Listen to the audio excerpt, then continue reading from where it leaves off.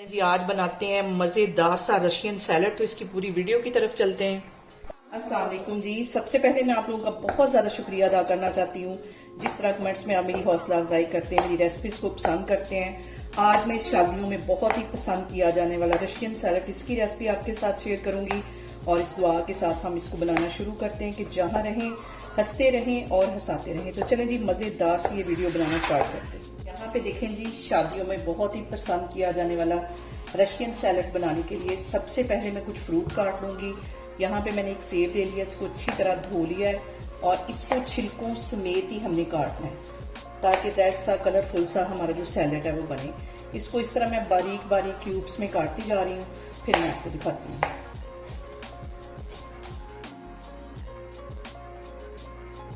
यहाँ पे देखें जी 4 से 5 टेबल स्पून के करीब मैंने ले लिया व्हिप क्रीम और इसको अच्छी तरह मैंने कर लिया व्हिप। और ये जो मैंने फ्रूट काट के रखे हुए हैं ये इसमें चले जाएंगे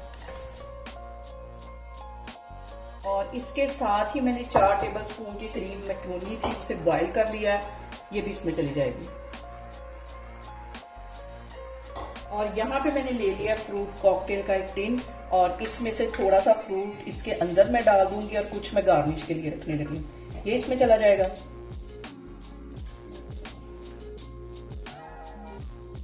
और यहाँ पे देखें जी एक चुटकी से थोड़ी सी ज्यादा मैंने ये पिसी हुई काली मिर्च डाल दी है और यहाँ पे मैं ले लूंगी 1 टेबल स्पून के करीब पिसी हुई चीनी, ये इसमें चली जाएगी। ये सारी चीजें डालने के बाद इसको बिल्कुल हल्के हाथों से हमने कर लेना है मिक्स। यहाँ पे मैं इसके अंदर डाल दूंगी 2 टेबल स्पून के करीब कटे हुए बादाम और थोड़ी सी किशमिश।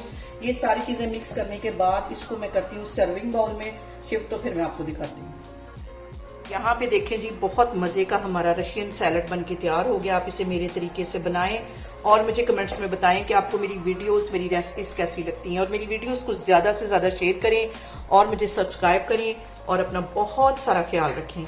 इंशाल्लाह ताला मैं एक और वीडियो में आपके सामने आऊंगी। अल्लाह हाफिज।